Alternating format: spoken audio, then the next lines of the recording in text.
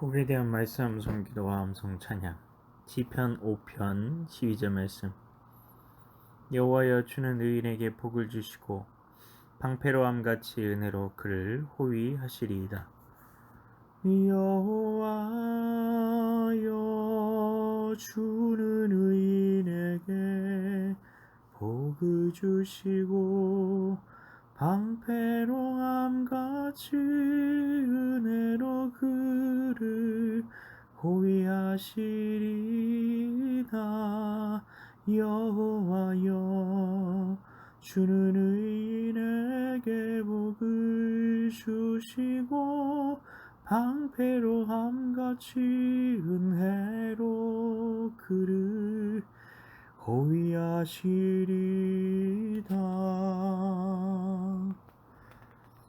말씀 기도입니다. 하나님 아버지, 하나님께서는 복을 조건 없이 주시는 것 아닌가요? 그런데 의인에게 복을 주신다고 합니다. 의인은 의로운 사람 같은데 의로운 삶을 살지 못하면 복을 주시지 않는다는 것 아닌가요? 그러면 누가 복을 받을 수 있을까요? 하나님께서 원하시는 정도의 의를 만족시킨 사람이 역사 속에서 얼마나 될까요? 시편 1편은 복 있는 자에 대해 말하면서 복 있는 자가 의인이라고 말합니다. 결국 의인이 복이 있는 자란 말입니다.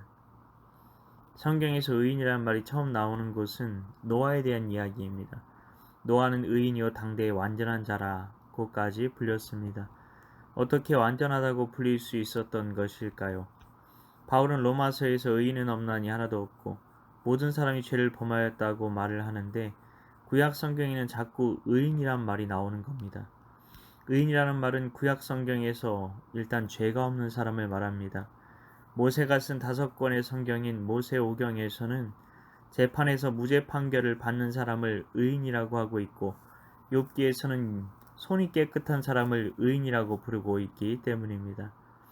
그리고 단순히 죄가 없는 사람만 말하는 것이 아니라 선한 길, 온전한 길로 행하는 자를 의인이라고 합니다.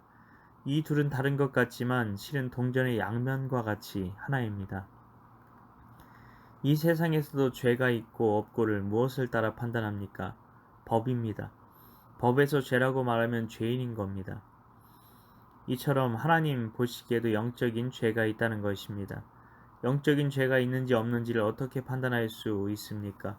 하나님의 법을 통해 알 수 있다는 겁니다. 하나님의 법대로 살면 의로운 것이고 법을 어기면 죄인인 겁니다. 그래서 하나님의 법대로 사는 죄가 없는 사람을 의인이라고 부르는 겁니다. 세상을 살아가면서도 법을 알면 유용하듯 하나님의 법을 아는 것이 우리에게 얼마나 큰 복이 되는지 알아야 한다는 것입니다. 그런데 세상의 법은 다 알기가 힘듭니다. 법 전문가들만 알 수 있을 정도로 알아야 할 것도 많고 이해하기도 어렵습니다.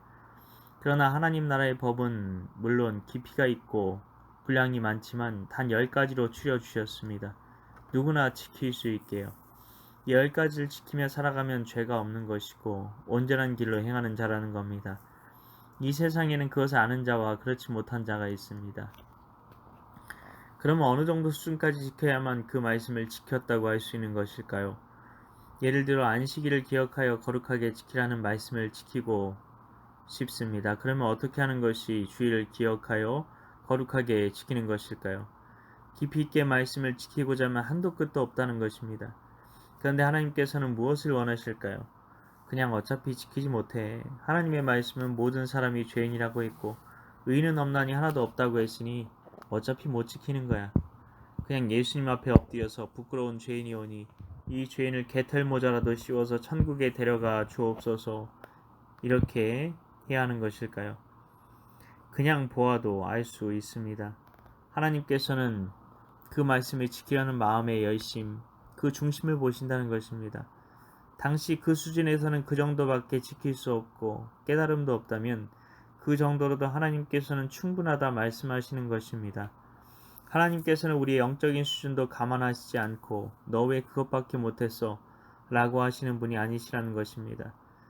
우리 안에 계신 성령님께서 우리가 그 말씀에 순종하고자 하는 열정을 가질 수 있도록 도우시고 그 말씀을 가지고 우리가 신음할 때에 더 깊은 말씀 순종의 삶으로 인도하신다는 것입니다. 시편 1편에서 시인이 복이 있는 사람이 될 수 있었던 이유가 무엇입니까? 오직 여호와의 율법을 주야로 묵상했기 때문입니다. 묵상은 히브리 말로 하가, 다시 말해 말씀을 암송하여 선포하는 삶을 말합니다. 입술로만 선포했을까요?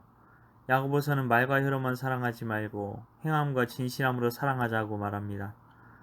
당연히 말씀을 입으로 암송하여 선포하는 대로 행함으로 말씀을 세상에 선포하는 삶을 살았다는 것입니다. 이것이 바로 하나님께서 우리에게 원하시는 복 있는 사람의 삶이라는 것입니다. 칭의의 은혜를 더 이상 영적인 패배의식을 합리화하는 데 사용해서는 안 될 것입니다.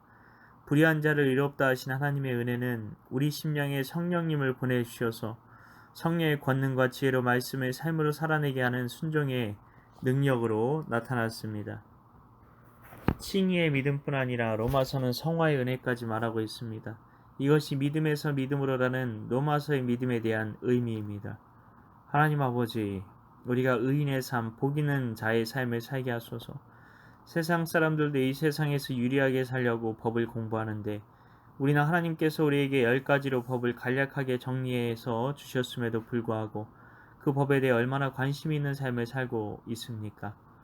우리는 어차피 하나님의 말씀을 지킬 수도 없는 죄인이었다고 더 이상 불순종을 합리화하지 않게 하소서. 하나님께서 우리에게 성령님을 보내주시고 우리에게 순종의 능력을 주신다는 것을 우리가 기억하게 하소서. 하나님의 말씀에 순종하고자 하는 열심으로 우리 심령을 가득 채워 주셔서 이 땅에서 완전한 자라 의인이라 인정받는 삶을 살게 하소서.